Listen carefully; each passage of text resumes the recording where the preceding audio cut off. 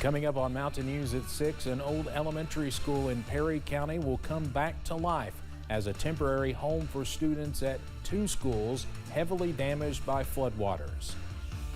And with many people in our region still without water or under boil water advisories, we take a look at a nonprofit taking water filtration systems into flooded communities. And we're finally scouring humidity out of the area as dry air kicks into the mountains through tonight. Full breakdown ahead as Mountain News at 6 starts right now. Dedicated to Eastern and Southern Kentucky, this is WYMT Mountain News at 6. Change is coming for the Buckhorn School and Robinson Elementary in Perry County. There is no way students and teachers can go back to those flood-damaged buildings, at least for now. And as Brian Milam tells us, they've had to reopen another facility. The last 2 weeks has to feel like a bad dream, which looks as if there's no foreseeable end in sight.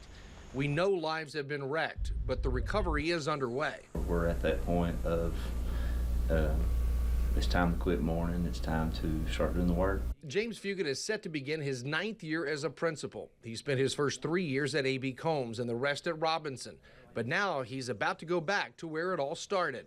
We're going to go to that building with a positive approach, with an excited approach, with a new foundation to create. A.B. Combs Elementary. It has not been used for educational services in the last 5 years, but now, all of a sudden, it becomes a lifeboat for both students from Robinson and Buckhorn. Trying to keep Robinson together and taking those values and those traditions that Robinson has had over the years and just moving that culture and that community to a different location. That's been the goal. Students will be traveling farther distances to school, and other changes could be coming. But Fugit believes now is the time to swallow one's pride and accept a lending hand as it comes forward. We've got to put that to the side right now. I need to be willing to accept whatever support we can get right now. It's humbling, and it's really helped me find a perspective on the viewpoint of this community.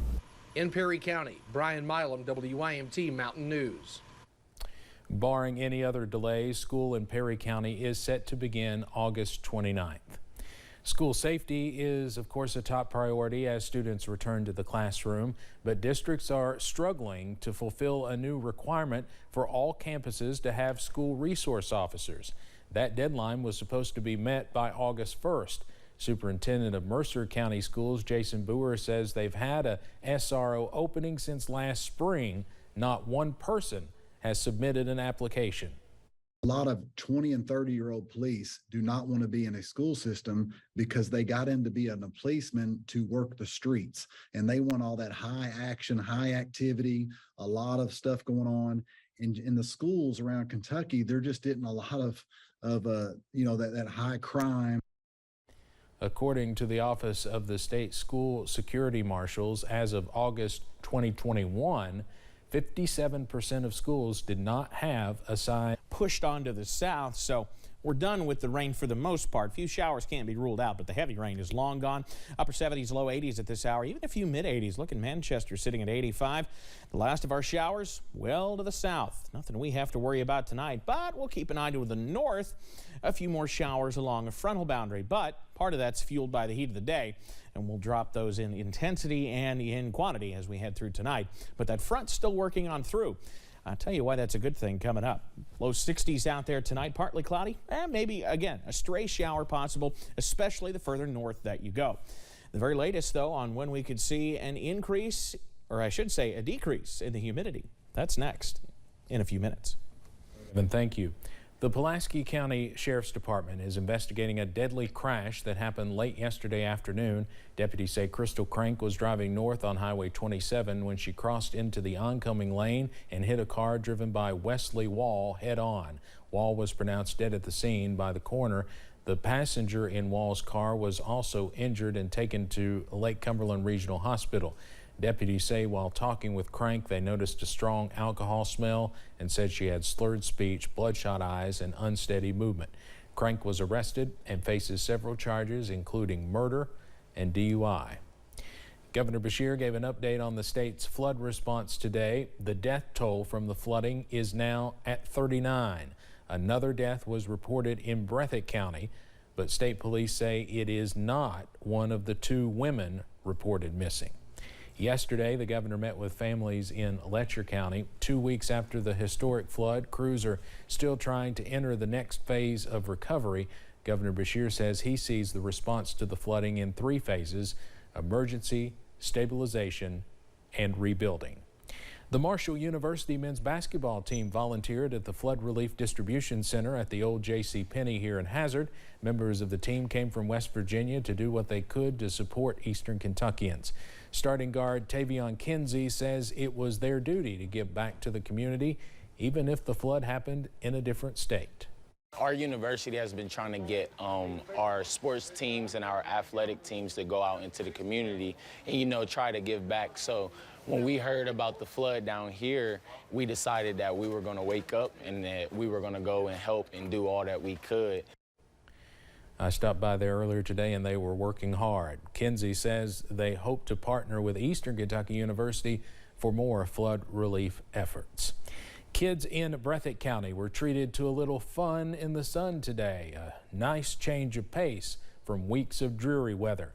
Bounce houses were brought to Marie Roberts Elementary School to give families a break from flood cleanup and allow the kids to take their mind off the recent tragedy. School staff know they'll need a lot of support when school starts. And I know there's stories all over the region of kids being pulled out of their homes. The school is giving away donations and received a special visit from country music artist Tyler Booth. The school's start date has been pushed back since so many children are still in shelters and without running water. Marie Roberts and the Breathitt County school system hope to go back on August 29th. The nonprofit Water with Blessings originally provided only enough funding to support people in need here in Perry County, but recently announced they are extending their funding to all of Eastern Kentucky. WYMT's Olivia Calfee caught up with them today as they delivered water filtration systems in Knott County. Clean water has been difficult for the people in Eastern Kentucky to access lately. We need to get clean water. Dr. Cassie Marshall has been working alongside Water with Blessings to help them distribute water filters. And the other day, she received a call. They had expanded their funding from Water to Blessings to all of Eastern Kentucky. So anyone without water, and hopefully in the near future, people without reliable water, they want to make these available. Making these systems available to reach people like Steve. Living without common amenities like being able to go take a shower and go to the bathroom and being able to have water at your complete needs the way you need to is a whole new learning experience. He and his wife live in a tent, and since the flood, having access to clean water has been hard until today. Well, as far as not being able to get water like you need to, we could go just like to this creek and get a bucket of water and be able to filter it out and have clean drinking water. An organization that wants to be a blessing so that people like Steve can do the same. His goal right now is to help other people. And that's what people here in Eastern Kentucky do. Keeping the region hydrated and healthy so neighbors can shift their focus to the work ahead. In Knott County, Olivia Calfee, WYMT Mountain News. If you need a filter or know someone who does, you can find more information about how to contact her on WYMT.com. Also in Knott County, officials have announced that the 2022 Gingerbread Festival is not happening this year. In a Facebook post, they asked their sponsors, volunteers, and community leaders to spend that time and money putting their businesses and communities back together. They say they are planning something special for Knott County in the future. The floodwaters have receded, but it has left behind devastating destruction. During the course of the last 2 weeks, our reporters have covered stories of destruction and death. But more often than not, the stories we have heard are about hope and the strength of our mountain people. WYMT Vice President and General Manager Neil Middleton shares a commentary and a poem reflecting on the flooding. We've already had a few reports of flash flooding across the mountains today. We are a region dripping. Dripping with the excess water that found its way into the places we once thought safe and dry. Dripping with exhaustion and fear as the work and weight of everything just looks to be too much. Dripping with heartache and dread as the blessings that once overflowed mixed in with the flowing waters. We are a region coated in debris and the scattered remnants of a reality that no longer exists for many of our people. Coated in mud, layers of caked-on dirt replacing the foundation of everything so many people worked so hard to build. Coated in a strange awareness that this isn't the first time, and it won't be the last.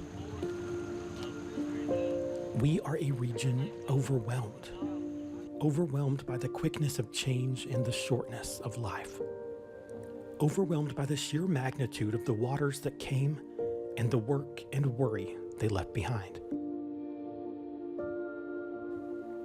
Overwhelmed at the idea of how to move forward. But we also drip of something more. Love, care, empathy, sympathy, and steadfast spirit drip from the bridges and underpinning as help makes its way home. Hope drips from the tired hands of every person who has worked to clean up and move forward, reassured by the reaching hands of those who want to pick up their burdens. And the ugly things that coat us are no match for the beautiful things that cover us. We are coated in quilts of possibility, patched together by our neighbors and friends. We are coated in the armor of safety, knowing the floods of life are never faced alone. It's sometimes hard to tell the difference between gray clouds and silver linings. So finding the good things in all of the tragedy is overwhelming in itself. We are overwhelmed with stories of love thy neighbor and look for the helpers, which show the kind of home we have. We are overwhelmed by boots on the ground as the cavalry of compassion shows the rest of the world a truth that looms above all. We are a region standing.